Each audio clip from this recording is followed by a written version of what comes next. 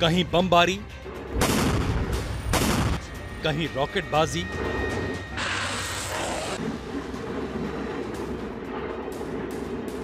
कहीं इमारतों के नाम पर मलबे के ढेर और उनके बीच पीड़ितों की चीखें। इजराइल हमास युद्ध में 11 दिन से यही चल रहा है। इस जंग ने दुनिया को खेमों में खड़ा कर दिया है, जिसमें एक तरफ है इजराइल और उसके हमदर्द अमेरिका, ब्रिटेन, फ्रांस और जर्मनी जैसे ताकतवर देश, और दूसरी तरफ है इस्लामिक वर्ल्ड और उनसे करीबी रखने वाले रूस, चीन जैसे प्रभावशाली मुल्क।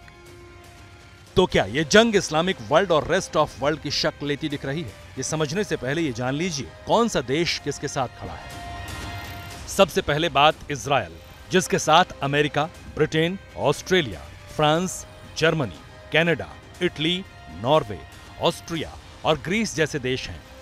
दूसरी तरफ इस्लामिक वर्ल्ड के साथ जो देश हैं उनमें ईरान, कतर, तुर्की, लेबनान, यमन, सीरिया, इराक और सऊदी अरब के अलावा रूस, चीन जैसे ताकतवर देश भी हैं। तो इजराइल और हमास की जंग के बहाने दुनिया का ध्रुवीकरण एकदम तय माना जा रहा है। दुनिया दो खेमों में बढ़ती हुई नजर आ रही है और सवाल ये है और देखने वाली बात ये होगी कि कौन सा खेमा किस पर भारी पड़ता है।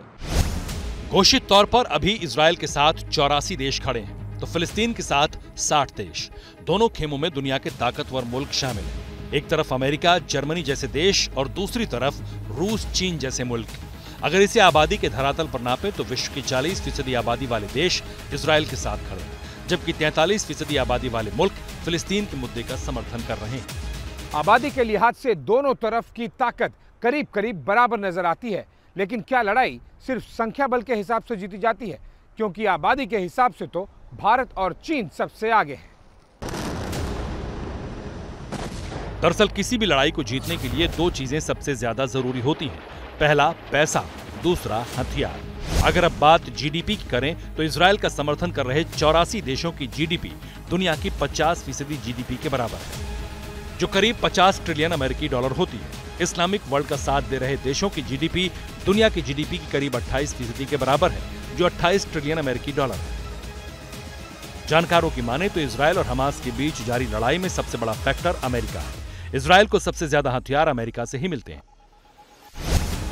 जो करीब 81% के बराबर है। दूसरा नंबर जर्मनी का है, जो 15% हथियार इजराइल को देता है।